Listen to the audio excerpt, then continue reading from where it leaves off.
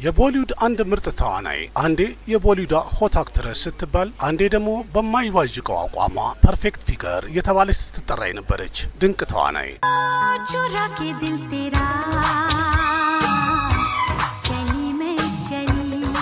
እቺው ተዋናይ ሆትና ሴክሲ በሆነ የትወና ብቃቷ ሂንዲ፣ ታሚል፣ ቴልጉ እና ከነር በተባሉ የፊልም ኢንዱስትሪዎች ውስጥ ምርጥ ትወናዋን በማሳየት በብዙ ሺህ የሚቆጠሩ አድናቂዎችን በቀላሉ ያገኘች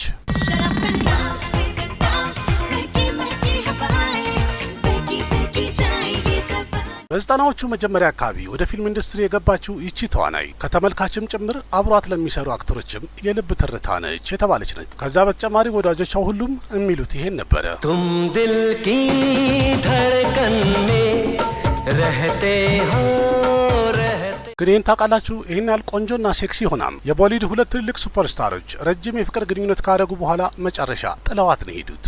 बात नजरों की है वरना बात कुछ भी नहीं। Happy anniversary wifey እንደዚህ ቢባልስ ታምናላችሁ? ለንደን ውስጥ ያለ አንድ ሀብታም ቢዝነስማን የሱ ሁለተኛ ሚስት ሆነች። በዛም የተነሳ ሆም ብሬከር ቤት አፍራሽ የሚል ስም ተሰጣት። नीच किसको बोलती है? जबान संभाल के बात कर। तू क्या समझती है तेरी कंपनी घूमती है क्या? साला आज मेरा भी टप्पर घूमे ला। ይህንስ ታምናላችሁ? ብልግና ፊልሞችን ይሰራል በሚል የተከሰሰው ሀብታሙ ቢዝነስማን ባሏ ለረጅም ጊዜ እስር ቤት ገባ። በዛም የተነሳ እሷም ብዙ አወዛጋቢ ነገሮች ውስጥ ልትገባ ይችላል ነበር። Talking about going through a difficult phase, yes, we all in our life have been through a difficult phase. እና ማነች ይቺ አክትረስ? ለምንድነው የሷ ህይወት በእንደዚህ አነጋጋሪ ነገሮች የተሞላው? እነዚህንና ከህይወቷ ጋር የተያያዘ እንዲሁም ከፍቅሯ ጋር ብዙ ያልተሰሙ ነገሮችን እንጨዋወታለን በዛሬ ቪዲዮ። ቆይታችሁን ብቻ ከኔ ጋር አድርጉ።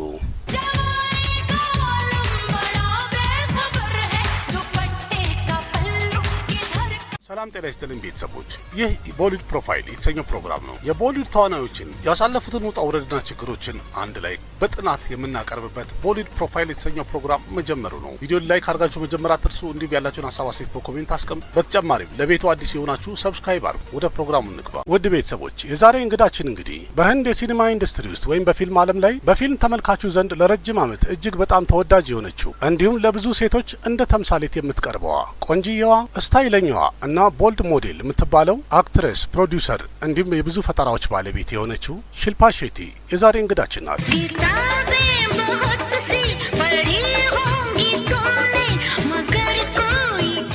ቲቪ ሪያሊቲ ሾው ላይ ወይም የቴሌቪዥን ፕሮግራሞች ላይ ዳኛ እንዲሁም ሶሻል ፕላትፎርም ላይ የፊትነስ ወይም የስፖርት አይከን በመሆን በብዛት የምትታወቀው ወይም የምትታየው ሺልፓ ሼቲ ምን አይነት ተዋናይ ናት? አነጋጋሪ ነገሮች ወይም ውዝግብ መቼም ትቷት ማያቅ አክትረስ ናት። በስራ ህይወቷም ሆነ በግል ህይወቷ ሺልፓና አነጋጋሪ ነገሮች እጅና ጓንት ሆነው ለረጅም ጊዜ አብረው ሄደዋል። መጀመሪያ ግን ከሺልፓ ጋር የተፈጠሩትን አነጋጋሪ ነገሮች፣ የፍቅር ግንኙነቷን እና ፊልሞግራፊዋን ከማየታችን በፊት እንደተለመደው አንድ ጊዜ መለስ ብለን ሺልፓ ከየትና እንዴት እንደጀመረች ለማየት እንሞክራለን። ሺልፓ ሼቲ ጁን 8 1975 ዓ.ም ከርናተክ ባንግሎር ውስጥ የተወለደችው። እናቷ ሱነንዳና አባቷ ሱሬሽ ሼቲ አንድ ላይ ሆነው ፋርማ ኢንዱስትሪ የሆነውን ማኒፋክቸሪንግ ፋክተሪ ይመሩ ነበረ። የሺልፓ ታናሽ እህት ሸሚታ ሼቲ ወደፊት ሄዳ እሷም የቦሊውድ አክትረስ ሆናለች። ሺልፓም እድሜዋ ለትምህርት እንደደረሰ ሙምባይ ውስጥ ሴንት አንቶኒ ገርልስ ስኩል የተማረች ሲሆን ከፍተኛ ትምህርቷንም ግራጁዌት ያደረገችው ሙምባይ ውስጥ ኮታር ኮሌጅ በመግባት ጨርሳለች። ከልጅነቷ ፊልም መስራት የምትወድ የነበረችው ሺልፓ በ1991 ዓ.ም 10ኛ ክፍል እንደጨረሰች አካባቢ ሊምካ የሚባል አንድ የቲቪ ማስታወቂያ የመስራት እድል አጋጠማት። ያም ማስታወቂያ እጅግ በጣም ተወዳጅ ስለሆነ ሺልፓ በጣም ብዙ ማስታወቂያዎችን ማግኘት ቻለች። በዛም የተነሳ የሺልፓ የስራ ህይወቷ እንደ ሞዴል ወደፊት መጓዝ ጀመረ። የተለያዩ ማስታወቂያዎችንም በምትሰራ ሰዓት ላይ ምርጥ አርጋ ስትሰራ ስለነበረ ፊልምም አብረን እንስራ የሚል ጥያቄ ወደ እሷ ሊመጣ ቻለ። በዛም የተነሳ ለመጀመሪያ ጊዜ አባስ መስታን ዳይሬክት ያደረጉት የ1993 ዓ.ም ባዚገር የተሰኘው ፊልም ላይ የመስራት እድል አጋጠማት።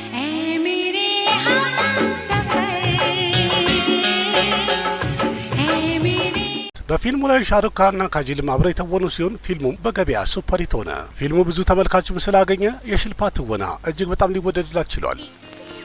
क्या पागलों जैसे बातें कर रही है? कब से हार जीत किए जा रही है? ठीक तरह से बताती क्यों नहीं? हुआ क्या? 10 मुकाबला हुआ सीमा 10। ከዛም በመቀጠል በ1994 ሺልፓ 4 ፊልሞችን የሰራች ሲሆን ከጎቪንዳ ጋር አግ፣ አክሼ ኩማርና ሰይፍ አሊ ካን የተወሉበት ሜክ ኪላሪ ቱ አናሪ እንዲሁም ከሰይፍ አሊ ካን ጋር አዎ ፒያር ከሬ የተሰኘ ፊልም ተወነች።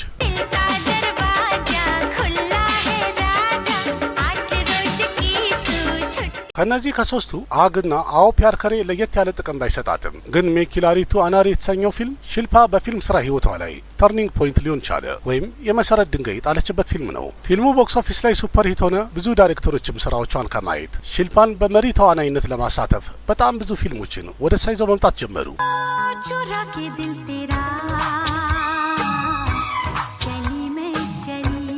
በመቀጠልም በ1995 ዓመተ ምህረት ሁለት ፊልም የሰራች ሲሆን እነሱም ሀድ ከርዲ እና ጋምብለር ይሰኛሉ። በሁለቱም ፊልም ላይ አብራት የሰራው ጎቪንዳ ነው።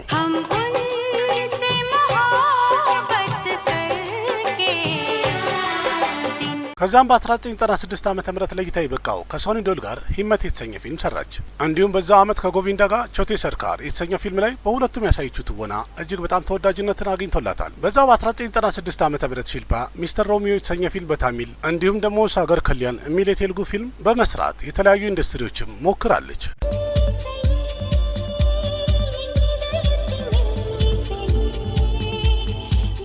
ከዛም በመቀጠልም በ1997 ዓመተ ምህረት 5 ፊልሞቿ ለእይታ በቅተዋል። ከአምስቱም ፊልም ግን ሶሂል ካን ዳይሬክት ያደረገው አውዛር የተሰኘ ፊልም ላይ እጅግ በጣም ተወዳጅነትን ያገኘ ስራ ሰርታለች የተባለ ነው። በፊልሙ ላይም ከሰልማን ካን ጋር የነበራት ጥንድነት ወይም ጥምረት እጅግ በጣም ተወዳጅ ሆናል ወይም ሱፐር ሂት የነበረ ነው።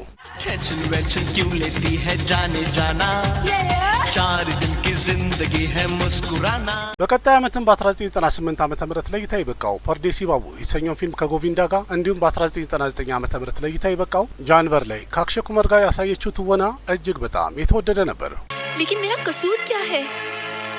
मैं तो सिर्फ उसे प्यार दे रही हूँ और कौन कहता है कि प्यार बांटने से आपके लिए उसका प्यार कम हो जाए? በ2000 ዓመተ ምህረትም ቢሆን ደርሜሽ ደርሸን ዳይሬክት ያደረገው ደርከን የተሰኘው ፊልም ላይ በፊልም ተመልካቹ ዘንድ እጅግ በጣም የተወደደችበት የተደነቀችበትን ምርጥ ስራ ማቅረብ ችላለች። አክሼ ኩማርና ሱኒል ሼቲ አንድ ላይ የተወኑበት ደርከን የተሰኘው ፊልም ላይ የሺልፓ ትወና በጣም የተደነቀ ነበር።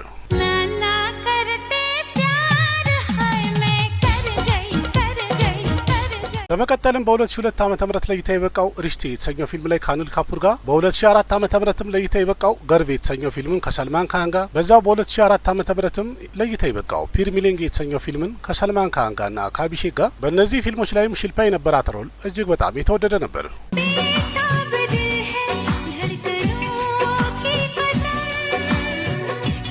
በ2005 ዓመተ ምህረት ደስና ፈሬብን፣ በ2007 ዓመተ ምህረትም ለእይታ የበቃው ላይፍ ኢን ሜትሮ እና አፕኔ የተሰኙ ፊልሞች ላይ ሽልፓ ሰርታለች። በእነዚህ ፊልሞች ላይም አክቲንጓ ተወዶላታል። እንዲያውም ፈሬብ የተሰኘው ፊልም ላይ ሽልፓና ሸሚታ እህታማቾች አንድ ላይ በመተወን እህታማቾች በአንድ ስክሪን በመታየታቸው በህንድ ሲኒማ ታሪክ የመጀመሪያዎቹ ሊሆኑ ችለዋል።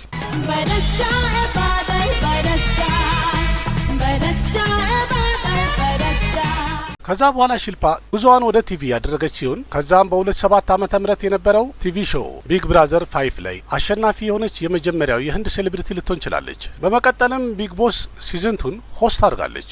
एक कमरे में 14 अजनबी दिन रात एक साथ मुझे है तजुर्बा इस खेल का। በመቀጠልም ከ2010 እስከ 2022 ሽልፓ ሼቲ በጣም ብዙ የቲቪ ሾዎች ላይ ወይም ሪያሊቲ ሾው ላይ ዳኛ ሆና ታይታለች። ከነዛ መሀል ተጠቃሾቹም ዘራ ነች ኬዲካ፣ ነች በሌ 5፣ ሱፐር ዳንሰር እና ኢንዲያን ጋት ታለንት 9 ተጠቃሾቹ ናቸው። በእርግጥ በ2021 ፕሪያደርሸን ዳይሬክት ያደረገው ሃንጋማቱ የተሰኘው ፊልም ላይ ተውናለች። ፊልሙም ዲዝኒ ፕላስ ሆትስታር ኦቲቲ ፕላትፎርም ላይ የተለቀቀ ሲሆን ቢሆንም ግን ይሄ ፊልም ለሽልፓ ምንም ካምባት ሊሆናት አልቻለም ወይም ደግሞ ምንም ለውጥ አልፈጠረላትም የተባለ ፊልም ሆነ። चुरा के दिल तेरा कोरिया चले። በመቀጠልም በ2002 ዓመተ ምህረት ሸቢር ካን ዳይሬክት ያደረገው ፊልም ኒቀማ የተሰኘ ፊልም ሰርታለች። ቢሆንም ግን ይሄም ፊልም ፍሎፕ ነው የሆነው። सुपर्स ने स्टेट ट्रांसपोर्ट को जाम कर रखा है सर। वो चाहते हैं कि सभी इस प्रांत में सुपर्स में ट्रैवल करें। पब्लिक ट्रांसपोर्ट ने जब प्रोटेस्ट किया तो हाईवे पर बस में आग लगा। በመቀጠልም በ2023 ዓመተ ምህረት ሶነል ጆሺ ዳይሬክት ያደረገችው ሱኪ የተሰኘ ፊልም ለእይታ በቅቷል። እንዲሁም ደግሞ ሮሂት ሼቲ ዳይሬክት ያደረገው ኢንዲያን ፖሊስ ፎርስ የተሰኘው ዌብ ሲሪስ ላይም ሰርታለች። በሁለቱ ፊልሟ ላይም ምርጥ ትወናዋን በደንብ አሳይታለች የተባሉ ሆነው አልፈውላታል። በቀጣይ የምትሰራቸው ሌላ ፕሮጀክቶች እንዳሉ የወጡ መረጃዎች ያሳያሉ። ስለ ግል ህይወቷ ስናይ ወይም ስናወራ ደግሞ ሽልፓ ሼቲ በስራ ህይወቷ በጣም ብዙ አብሯት የሚሰሩ አክተሮችና ዳይሬክተሮችን አፍቅራለች ተብሎ አብሯ ስሟ ሲጠራ ቆይቷል። ከዛ ሌላም የባሏ የድሮ ሚስት የነበረችው እንዳለችው ሺልፓ ሼቲን ትዳሬን ቤቴን አፈርሳለች ብላ ሁሉ ስሟን አጥፍተዋለች። ግን በትክክለኛው እውነቱ ምን እንደነበረ መናገር ይከብዳል። ሺልፓ መጀመሪያ ስሟ የተጠራው የቦሊውዱ ኪላሪ የሚባለው ወይም አክሼ ኩማር ከሷ ጋር የፍቅር ግንኙነት እንዳለው በጣም ተወርቷል። በሰዓቱ የወጡ ሪፖርቶችን ብናይ በ1997 ዓ.ም ለእይታ የበቃው ኢንሳፍ የተሰኘው ፊልምን በሚሰሩ ሰዓት ላይ ሁለቱ እጅግ በጣም ተቀራርበው ነበረ።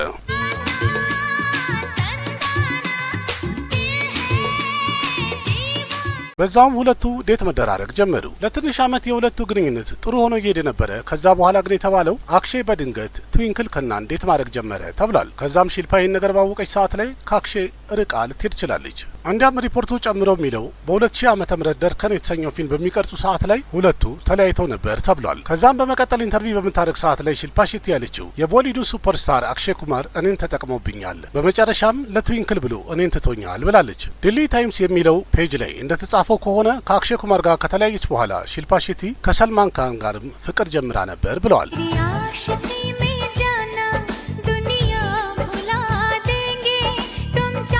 መረጃው ጨምሮ እንዳለውም ሰልማን ካን ሌሊት ወደ ሺልፓ ቤት ይመጣ ነበረ ብሏል። ስለዚህ ጉዳይ ማስረጅን ተብላ ሺልፓ በተጠየቀች ሰዓት ላይ የኛ ዝምድና እንኳን ከጓደኝነቱ ይበልጥ አይደለም። አዎ ሰልማን ካን ሌሊት እኔ ቤት ይመጣ ነበረ። ቢመጣም እንኳን እኔ ብተኛ ቤት ገብቶ አባቴን ያናግር ነበር። እንዲያውም አንዳንዴ ከአባቴ ጋር ቁጭ ብሎ አንድ ሁለት ይጠጣ ነበር ብላለች። ጨምራም እንዳለችው አባቴ ከሞተ በኋላ አንድ ጊዜ በሌሊት መጥቶ ከአባቴ ጋር የሚጠጣበት ባር ላይ ሄዶ ባንኮኒው ላይ ስቅስቅ ብሎ አልቅሰዋል ብላለች። ጨምራም ያለችው ሰልማን ካን በጣም ምርጥ ሰው ነው፣ ግን ሁለታችን መቼም ዴት አልተደራረግንም ብላለች።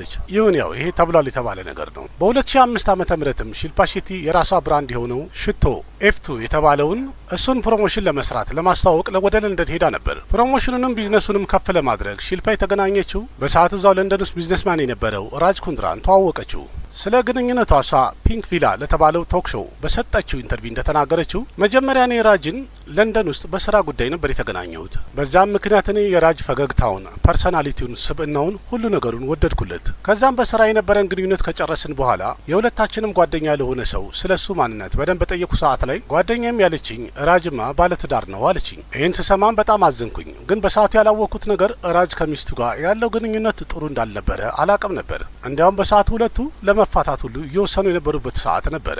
ራጅ ኩንድራን በሌላ በኩል ለፊልም ፌር ማጋዚን በሰጠው ኢንተርቪው እንደተናገረው ከሆነ የመጀመሪያ ግንኙነታቸውን አንስቶ ሲያወራ እንዳለው ሺልፓን የመጀመሪያ እንዳገኘኋት ነበር ያፈቀርኳት። በሰዓቱ ማቀውም አንድ ነገር ሚስቴ ባረጋት በጣም እንደማፈቅራት ብቻ ነበር። በቃ ባገኘኋት ሰዓት ላይ የሆነ የኔነት ስሜት ተሰምቶኝ ነበረ። ስለዚህ ያ ነገር ወደ ፍቅር ሊቀየር ጊዜ አልፈጀበትም። ለጉዳዩ ቅርበት ያላችሁ ሰዎች እንዳሉት ከሆነ ሺልፓን ካገኘ በኋላ ራጅ ኩንድራ የመጀመሪያ ሚስቱን ዲሴምበር 2006 ላይ ፈቷታል ብለዋል። ከዛም 3 ዓመት ዴት ካደረጉ በኋላ ከሺልፓ ጋር በ2009 ዓ.ም ሁለቱ ተጋብተዋል። በሰዓቱ እንዲያም የወጣ የሚዲያ ሪፖርት ብናይ ራጅ ኩንድራ በሺልፓ ፍቅር ሰምጦ በነበረበት ሰዓት ላይ የመጀመሪያ ሚስቱ ከቪታ ነፍሰ ጡር ነበረች። ቢሆንም ግን እስከምትወልድ ከጠበቀ በኋላ መጨረሻ ላይ ሚስቱን ፈቷታል ተብሏል። ከዛ በኋላ ነው ከቪታ ሺልፓ ቤቴን አፈረሰች ወይም ትዳሬን አፈረሰች ብላ የከሰሰቻት ወይም ስሟን ያጠፋችው።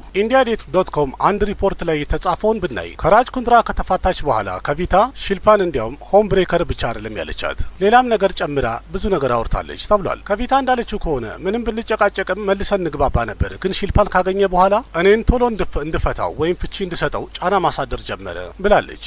ግን ስለ ጉዳዩ ራጅ በተጠየቀ ሰዓት ላይ ደግሞ ያለው አይኔ ሚስቴንማ በሺልፓ የተነሳ አይደለም በሌላ ምክንያት የፈታዋት ብሏል። በእርግጥ ራጅ ሌላ ምክንያት ያለው ሚስቱ ወይንም ከቪታ ከእህቱ ባል ጋር ትማግጥ እንደነበረ ደርሶበታል ተብሏል። ከሺልፓ ጋር የተያያዘ ሌላ አነጋጋሪ ነገር ደግሞ በ2003 ዓ.ም የሺልፓ ቤተሰብ አነጋጋሪ ነገሮች ውስጥ የገባው የሺልፓ ቤተሰቦች ከማፊያው ኢሳቅ ፋቲ ጋር ግንኙነት አላቸው በተባለ ሰዓት ነበር። ቢሆንም ግን ስለ ጉዳዩ የሺልፓ ሼቲ እናት ሱነንዳ ሼቲ ቤቷ ፕሬስ ኮንፈረንስ ጠርታ ይሄ ሁሉ ነገር ውሸት ነው የሚያሳቡብን ብላ ተናግራለች። እንዲያውም ይሄ ሁሉ ነገር የልጄን የስራ ህይወት ለማበላሸት አንድ ሰው ፕላን አድርጎ የሚያስወራው ነገር ነው ብላለች። ጨምራም ሌላኛው አነጋጋሪ ነገር ደግሞ አፕሪል 2006 ዓ.ም ላይ የታሚል አንድ ጋዜጣ ላይ የወጣው ነገር ነው። ጋዜጣውም እንደጻፈው ሺልፓ ሼቲ እርቃን የሆነ ፎቶዋን በማውጣቷ መድሬ የሚባለው አካባቢ ያለ ፍርድ ቤት ሺልፓ ሼቲና እንዲሁም ሌላኛዋ ተዋናይ ሪማ ሴን እርቃናቸውን ሆኖ በማይገባ መልኩ ፎቶ ተነስተው መጽሔትና ጋዜጣ ላይ በመውጣታቸው ተይዘው እንዲቀርቡ የሚል ዋረንት ከፍርድ ቤት ወጥቶላቸዋል ተብሎ ነበር።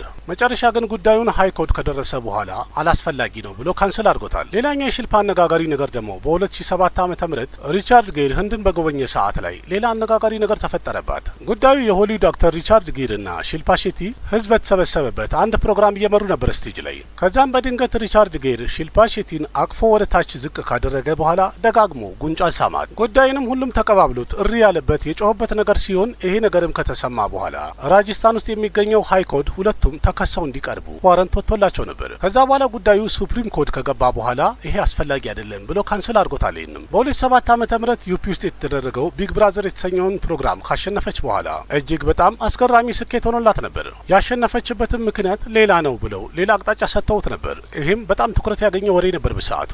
ብዙዎቹ እንዳሉት ፕሮግራሙ ላይ የነበረችው አንዷ ግለሰብ ለክቤዲ የምትባለው ስለ ዘሯ ስለ ብሔሯ እያነሳች ትናገራት ነበረ። መጨረሻም ጥቅሙ ለሺልፓ ሊሆን ችሏል። ግን ሺልፓም ይሄን ነገር ደጋግማ እያነሳች የሰውን ዘሩንም ብሔሩንም ማጣጣል መንቀፍ የሚቻልበት ከሆነ ይሄ ሾው መዘጋት አለበት ብላ ጫና አሳደረች። ከዛም የፕሮግራሙ አዘጋጆች እንደምንም ብለው ሺልፓን ስላረጋጓት መልሳ ክሱን አንስታላቸዋለች።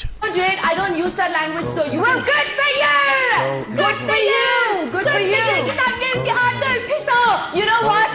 Your claim to fame is this. ተመልካቹም ሺልፓ ትክክል ናት እያለ በሺ የሚቆጠር ክስ በሾው ላይ ማቅረብ ጀመሩ። ጉዳዩ እስከ ፓርላማ ድረስ ደርሶ ነበረ። ስለ ጉዳዩም በሰዓቱ የእንግሊዝ ጠቅላይ ሚኒስትር የነበረው ቶኒ ብሌየርም ቃል ሰጥቶበታል ተብሏል። ጉዳዩም ተጣጥፎ በሰዓቱ ትልቅ የፖለቲካ አጀንዳ መሆን ቻለ። መጨረሻ ላይም ያንን ነገር ስትናገር የነበረችው ጄት ኩዲ የተባለችው ግለሰብ ከሾው በተባረረች ሰዓት ላይ የዛኔ ነገሩ በደንብ ቀዘቀዘ። ስለዚህ የዛችኛዋ መውጣት ለሺልፓ ስለጠቀማት ሺልፓ አንደኛ ወጣ ሾውን ማሸነፍ ቻለች። በዛም የተነሳ ብዙ ፊልሞችና ማስታወቂያዎችን የመስራት እድሏ የበዛውም በዚህ ፕሮግራም ማሸነፏ የተነሳ ነው ተብሏል። በድጋሚ በ2009 ዓመተ ምህረትም ተስማለች በሚል ደግሞ ሌላ ብጥብጥ ተነሳ።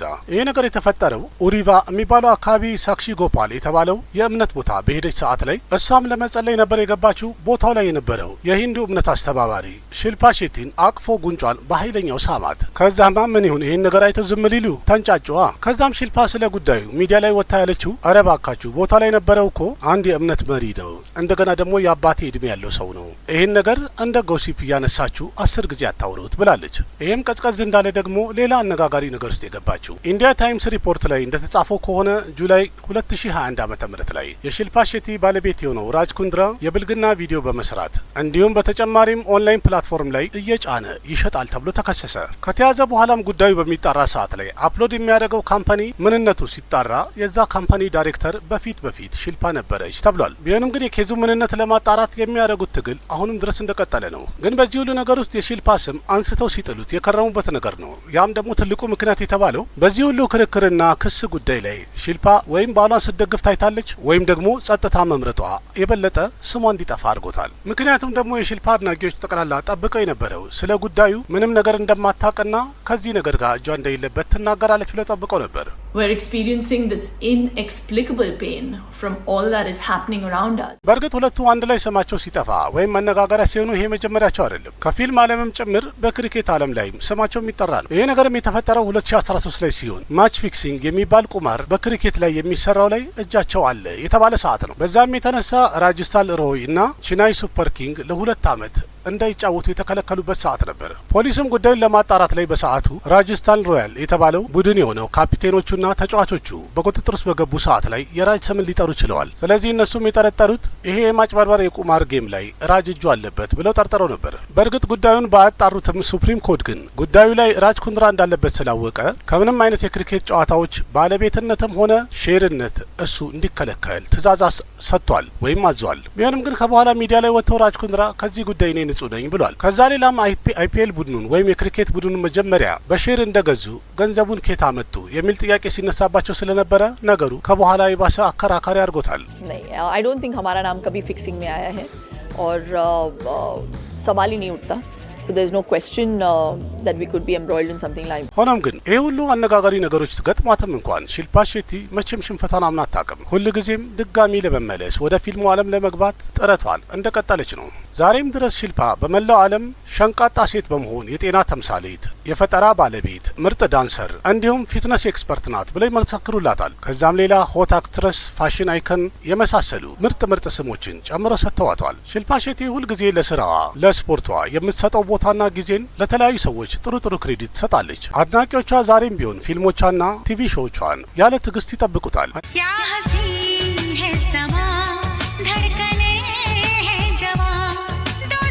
እኔም በሺልፓ ሼቲ ላይ ያዘጋጁትን ቪዲዮ ስጨርስ በቀጣይ ለያዘቻቸው ጠቅላላ ፕሮጀክቶቿ ስኬትን፣ ለትዳሯ ሰላምን እየተመኘሁኝ በዚህ ይሰናበታለሁ። ውድ ቤተሰቦች የዛሬን ፕሮግራም እንዴት አገኛችሁት? መቼስ በ90ዎቹ ፊልም ተመልካች በነበርንበት ሰዓት በተለይ ያው የህንድ ፊልም ተመልካች እያለን ሺልፓ ሼቲን በጣም እንወዳታለን ወይም እጅግ በጣም ብዙ ስራዋን አይተናል። በእርግጥ እኔ የገለጽኩት ላይ ብዙ ያልጠራኋቸው ፊልሞች አሉ፣ ግን ከተጠሩት መሀል ስለ ስኬትና ሂደቷ ስለነበረ ጥሩ ስራ የሰራችበትና የተጠራበትን ነው እንጂ ከጠራሁት በላይ እጅግ በጣም ብዙ ፊልም የሰራችው። ስለዚህ የእሷ አድናቂዎች እስካሁን ደስ ትኖራላችሁ ብዬ አስባለሁኝ። ሁልጊዜ ሺልፓ የምትታወቀው ሸንቀጥ ባለ አቋሟ ነው። ጊዜ ይሄዳል እንጂ የሺልፓ እርጅና መቼም አይመጣም እየተባለ ሲቀለድባትም እናስታውሳለን አይደል? ስለዚህ ጠቅለል አድርገን እንግዲህ ስናየው የስራ ህይወቷ ከጅምሩ እስከ መጨረሻው ድረስ ይህን ይመስላል። ስለ ሺልፓ የተለያየ ነገር አንስቼ በማወራ ሰዓት ላይ የረሳሁት ያለፈኝ የዘለልኩት ነገር ካለ እናንተ የምታውቁት በኮሜንት እንድጨምሩልኝ በትህትና ጠይቃለሁ። ቪዲዮ ላይክ ማድረግ አትርሱ። ያላችሁን ሀሳብ አስተያየት በኮሜንት ግለጹ። ለቤቱ አዲስ ሆናችሁ ሰብስክራይብ አድርጉ። ከዛ በተጨማሪም ለጓደኞቻችሁ ሼር እያደረጋችሁ የቤተሰባችንን ቁጥር